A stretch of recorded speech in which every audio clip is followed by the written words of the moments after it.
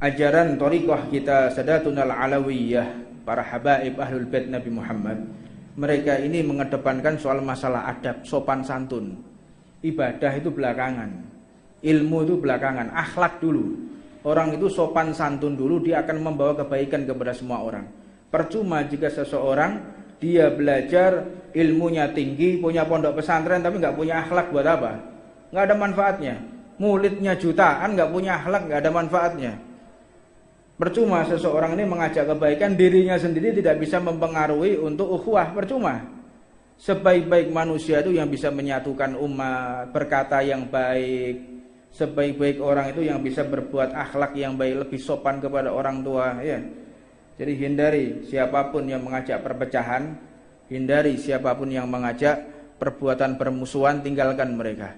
Thariqah kita ini thariqah mahabbah, thariqah cinta, tidak kenal ngerasani orang, tidak kenal menggunjing orang, tidak kenal membuka aib orang. Ini thariqah kita kayak begitu. Jadi kalau ada majelis orang siapapun dia ngajak ngerasani orang, apalagi sampai nyebutkan nama, tinggalkan dia.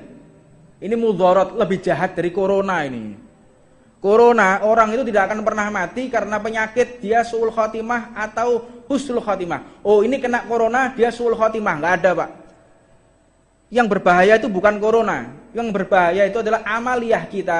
Dan lebih bahaya lagi kalau kita duduk di komunitas yang kadang kita tidak tahu. Kayaknya komunitas yang baik, kayaknya majelis yang baik, tapi justru membuat mudharat dan membuat kita suul khotimah. Hati-hati.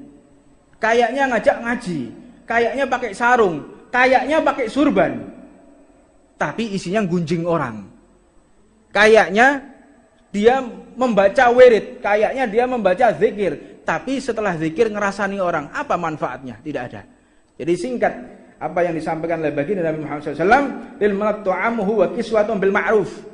Kalian jika memiliki pembantu yang kita gaji, hati-hati. Mereka akan kita pertanggungjawabkan di hadapan Allah, dan jangan sekali-kali kita berpakaian, pakaian kita bagus sedangkan pakaian pembantu kita compang-camping.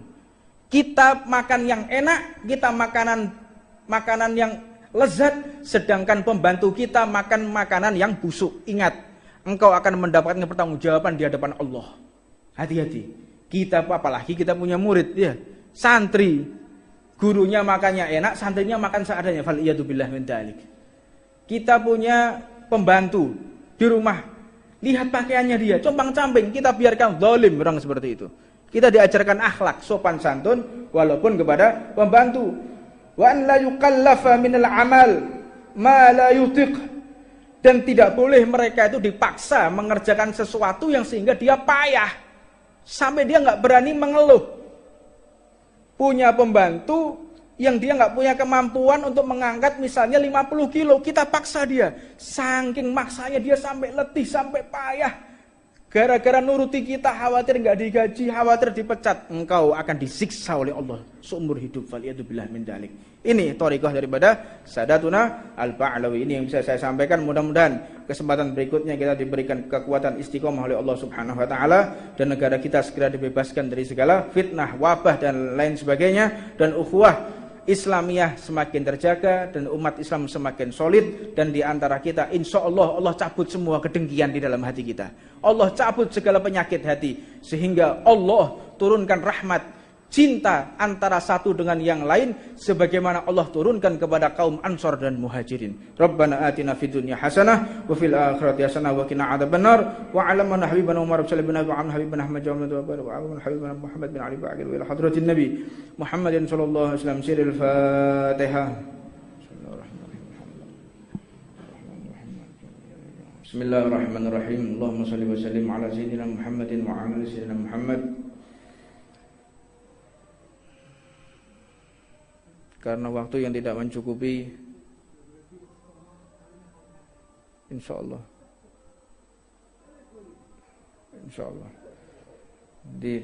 dari guru saya Habib Toha tadi menyampaikan, walau satu ucapan, jangan tinggalkan istiqomah kita ta'lim, walaupun cuma sebentar. Kita undur sedikit saja adzan agar kita mendapatkan keberkahan istiqomah dan ilmu yang Nabi besar Muhammad sallallahu alaihi wasallam.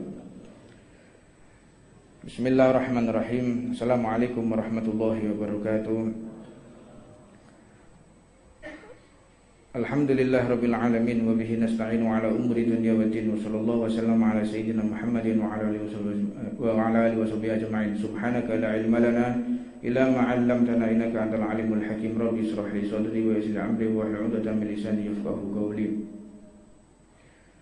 Annahu sallallahu alaihi wasallam yaqul lil mamluki ta'amuhu wa kiswatuhu bil ma'ruf. Ajaran thariqah kita Sadatunal Alawiyah, para habaib Ahlul Bait Nabi Muhammad, mereka ini mengedepankan soal masalah adab, sopan santun. Ibadah itu belakangan, ilmu itu belakangan, akhlak dulu. Orang itu sopan santun dulu, dia akan membawa kebaikan kepada semua orang. Percuma jika seseorang dia belajar, ilmunya tinggi, punya pondok pesantren tapi nggak punya akhlak, buat apa? Nggak ada manfaatnya. Muridnya jutaan nggak punya akhlak, nggak ada manfaatnya. Percuma seseorang ini mengajak kebaikan, dirinya sendiri tidak bisa mempengaruhi untuk ukhuwah, percuma.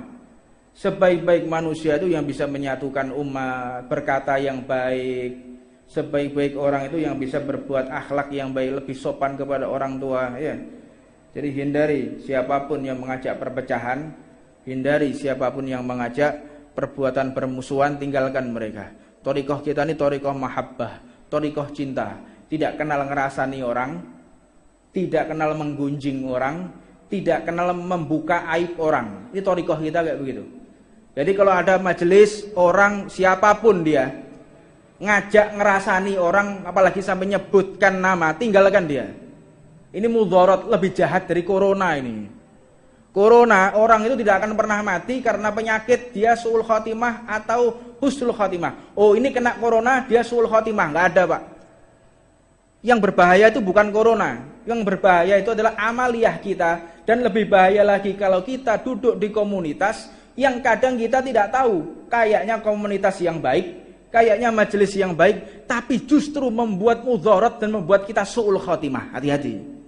Kayaknya ngajak ngaji, kayaknya pakai sarung, kayaknya pakai surban, tapi isinya gunjing orang.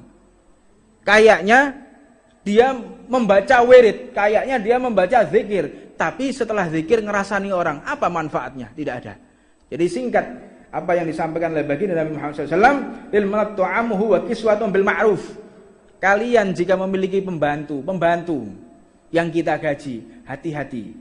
Mereka akan kita pertanggungjawabkan di hadapan Allah, dan jangan sekali-kali kita berpakaian, pakaian kita bagus sedangkan pakaian pembantu kita compang-camping.